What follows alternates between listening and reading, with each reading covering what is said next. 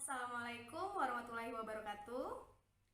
Selamat pagi, salam semangat. Perkenalkan, saya Poppy Helianingsi, calon guru penggerak angkatan 7 dari Palembang. Saya bekerja di SD Negeri 130 Palembang mengajar di kelas 1. Pada kesempatan kali ini, saya akan memaparkan demonstrasi kontekstual tentang pemikiran Ki Hajar Dewantara dalam dunia pendidikan dari zaman kolonial hingga zaman sekarang, dan implementasinya pada dunia pendidikan yang ada di sekolah saya.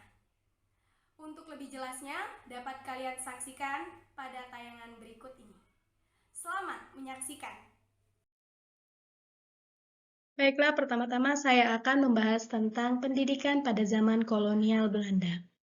Ketika kolonial Hindia Belanda memberikan kesempatan dan kelonggaran kepada calon dokter mudir Jawa untuk mendapatkan pendidikan dan pengajaran. Pada tahun 1920, terciptalah cita-cita baru, lahir untuk perubahan radikal dalam pendidikan dan pengajaran. Dan pada tahun 1922 lahirlah Taman Siswa Yogyakarta sebagai gerbang emas perubahan kemerdekaan dan kebudayaan bangsa.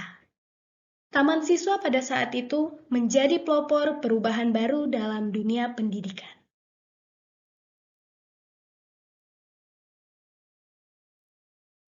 Selanjutnya, tujuan pendidikan pada zaman Belanda.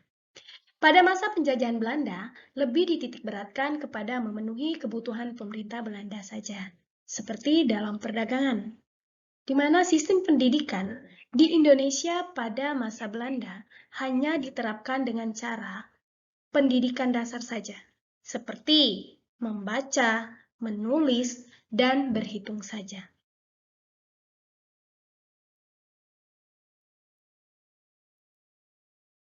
Persamaan pembelajaran pada zaman kolonial dan zaman sekarang sama-sama ingin menuju perubahan pendidikan menuju kemerdekaan belajar. Dari yang tidak bisa membaca menjadi bisa membaca. Dari yang tidak bisa berhitung menjadi bisa berhitung, dan juga dari yang tidak bisa menulis menjadi bisa menulis. Sistem pendidikan yang dibawa oleh pemerintah Indonesia sama seperti yang dibawa oleh pemerintah Belanda, di mana kemerdekaan siswa masih terbatas. Standar pembelajaran, baik materi dan evaluasi, masih sama antar daerah satu dengan daerah lain. Padahal, potensi dan kodrat alam berbeda dengan daerah lain. Jadi maksudnya, potensi atau keadaan alam daerah satu dengan daerah lain biasanya sangat berbeda. Tapi, masyarakat masih menyamakan antara daerah satu dan daerah lainnya. Selanjutnya, selanjutnya perbedaan pengajaran pada zaman kolonial dan sekarang. Yang pertama, pendidikan pada zaman kolonial dibatasi hanya golongan-golongan tertentu saja yang bisa mengenyam pendidikan. Tetapi pada zaman sekarang, semua kalangan, semua orang, semuanya berhak mengenyam pendidikan. Yang kedua, orientasi pendidikan pada zaman kolonial hanya untuk memenuhi kebutuhan mereka saja, kebutuhan dari pemerintahan Belanda saja. Dan sekarang, semua yang mengenyam pendidikan berfokus pada peningkatan sumber daya manusia itu sendiri atau dirinya sendiri, agar mereka memiliki kemampuan, keterampilan, kecerdasan dalam menghadapi tantangan-tantangan yang ada di dunia pada zaman sekarang ini. Dan yang ketiga, pada zaman kolonial, bahan ajar itu terbatas. Mereka mempelajari hanya calistung saja, membaca, menulis, dan juga berhitung. Namun, pada zaman sekarang ini, semua pendidikan, semua materi, semua ilmu yang diberikan kepada anak itu diatur oleh kurikulum yang berfokus untuk mendapatkan kecerdasan, keahlian, serta keterampilan untuk menghadapi tantangan dan juga persaingan dunia. Dan yang keempat itu, sumber informasi pada zaman kolonial hanya diakses dapat diakses dari guru saja, atau pengetahuan itu hanya didapat dari guru saja.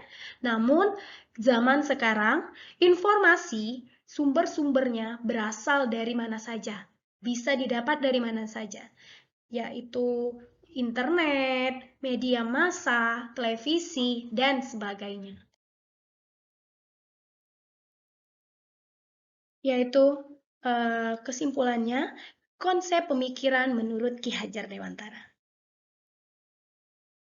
Di mana kita ketahui bahwa yang pertama itu perbedaan antara pendidikan dan pengajaran.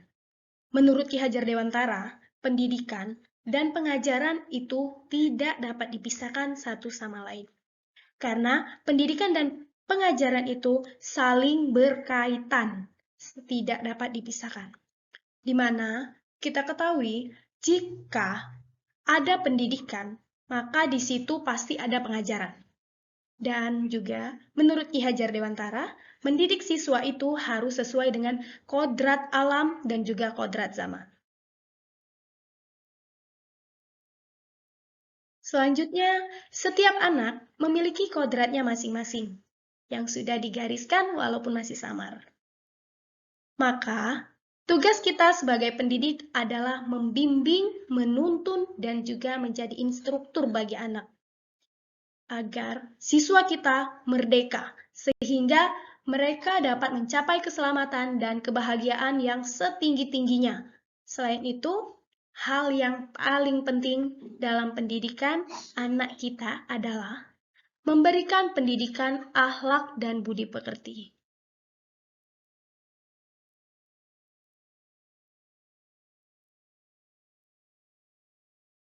Pembentukan karakter di sekolah tersebut bisa dilakukan dengan beberapa cara. Yang pertama, memberikan contoh atau teladan. Yang kedua, memberikan apresiasi atau penghargaan kepada siswa tersebut. Dan yang ketiga, menyelipkan pesan moral saat kita mengajar. Dan yang keempat itu bersikap jujur dan terbuka.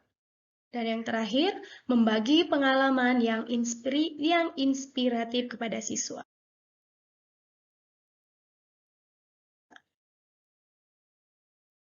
Selanjutnya, setiap anak akan tumbuh karakter ketika mereka dalam lingkungan yang baik ataupun buruk.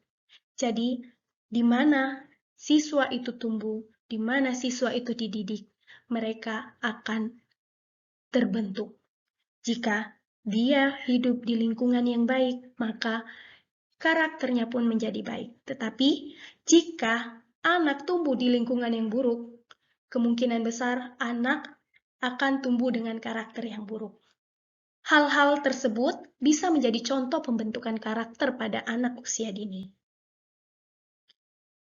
Pendidikan karakter itu diantaranya religius, jujur, toleransi, disiplin, kerja keras, kreatif, mandiri, dan juga menghargai prestasi, bersahabat, cinta damai, gemar membaca, peduli pada lingkungan, dan juga tanggung jawab.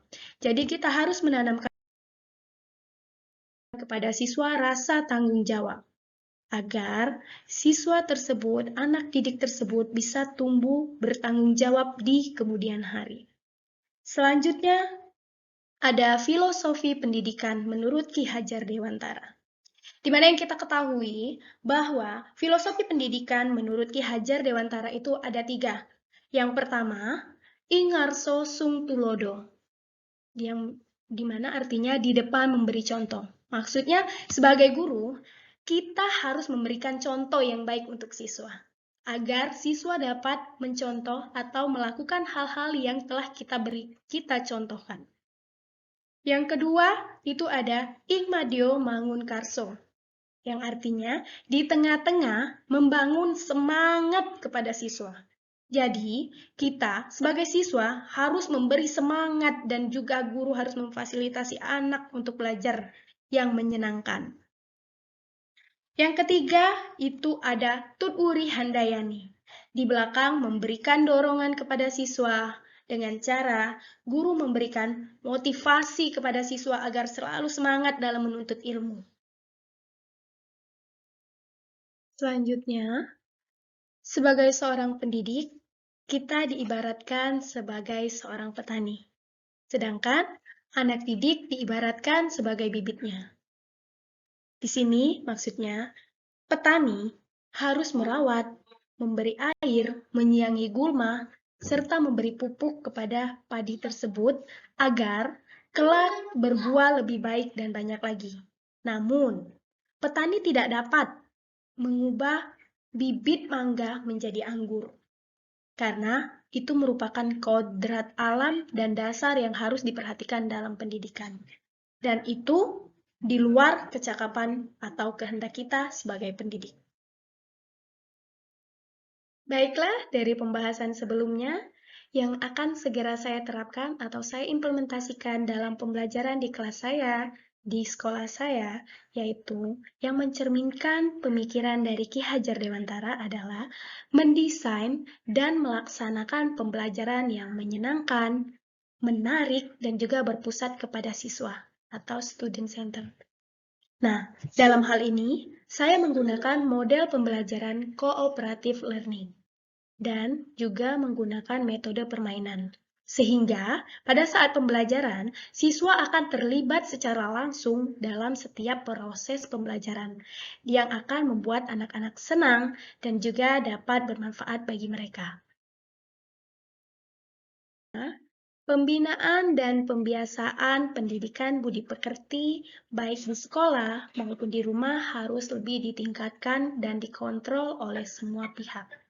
Dalam hal ini, peran guru, orang tua, dan masyarakat sangatlah penting dalam mengontrol dan menjadi panutan atau teladan bagi siswa agar menjadi pelajar yang memiliki kompetensi global dan berperilaku yang sesuai dengan nilai-nilai Pancasila.